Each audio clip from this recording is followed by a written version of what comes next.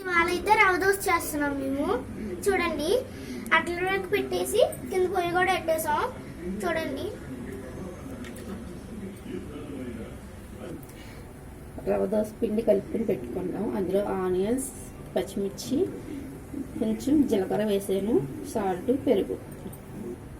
రవ దోశ వేస్తున్నాం ఫ్రెండ్స్. ఇప్పుడైతే చూడండి, ఫస్ట్ ఉల్లిపాయ ముక్కలు వేయాలి ఫ్రెండ్స్. ఎలాగా ఫ్రెండ్స్,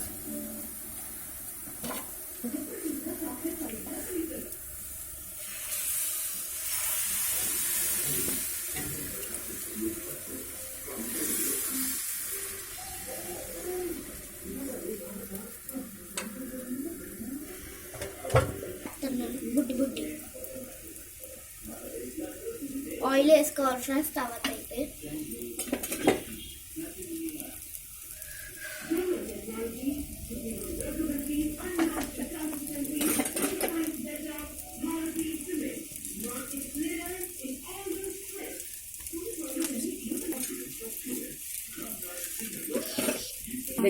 ఇలాంటప్పుడు లైట్గా సిమ్లో పెట్టుకోవాలండి. లైట్గా నూనె పైన వేసుకోవాలి గైస్. ఇప్పుడు హైలో పెట్టుకోవాలండి, సైడ్లు ఉడకకపోతే.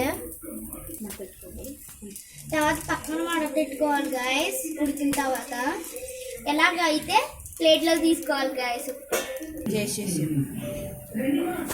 ఇప్పుడు అయితే ఇలా వేసామండి.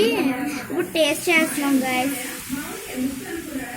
చిన్నపిల్లలకి అయితే ఉల్లిపాయలు వస్తే పక్కకు పెట్టేయండి.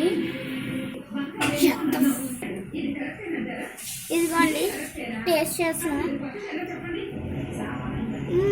బాగుంది గైస్. ఇప్పుడు అయితే సూపర్ ఉంది గైస్.